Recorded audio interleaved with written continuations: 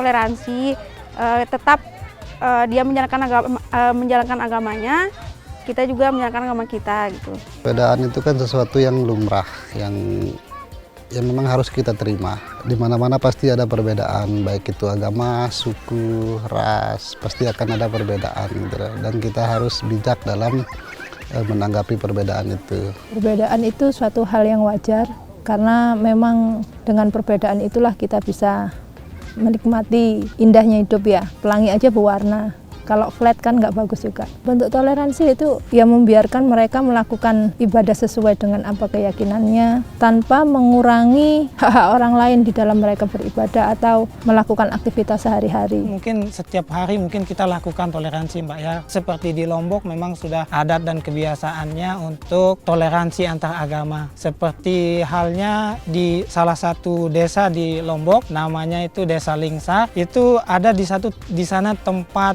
masjid sama pura itu berdekatan, bahkan ibadahnya bareng. Jadi itu untuk toleransi beragama sangat kental. Jadi di Lombok ini walaupun beragam agama, toleransi beragamanya sangat kuat. Kita nggak pernah saling hujat-menghujat antara satu agama dengan agama yang lain.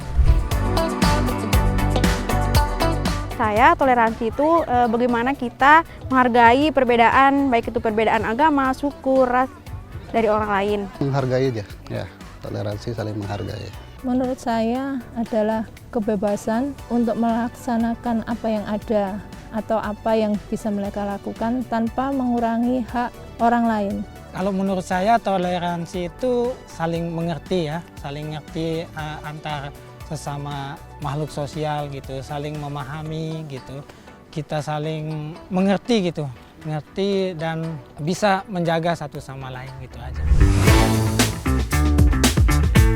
Mungkin yang bisa dilakukan pemerintah bisa kayak sosialisasi atau mengadakan pelatihan-pelatihan, kayak ada ceramah, mungkin terus mengadakan event-event yang melibatkan mungkin banyak agama di situ biar adanya rasa toleransi begitu. Keteladanan saja.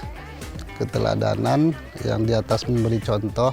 Toleransi itu kan bisa rusak karena keadilan yang tidak merata biasanya gitulah. Kalau keadilan itu merata, saya pikir semua pasti orang akan menerima perbedaan itu. Tidak ada perlakuan yang diskriminatif. Kalau itu semua bisa diberikan teladan yang baik oleh pemimpin, pasti kehidupan itu pasti akan bagus.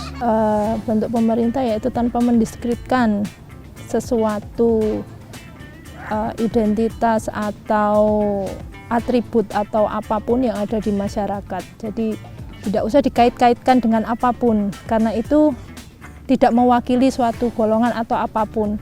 Itu mereka mungkin membawa atas nama pribadi dan tidak bisa dikait-kaitkan dengan yang global atau yang dalam bentuk besar.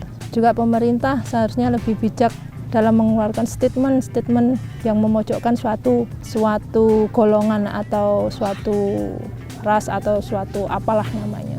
Mungkin sosialisasi kali Mbak ya, sosialisasi bahwa toleransi itu sangat penting untuk keberagaman Indonesia ini. Kita kan dari banyak suku, banyak adat, jadi kalau nggak ada toleransi mungkin terjadi banyak perpecahan seperti masa-masa sebelumnya.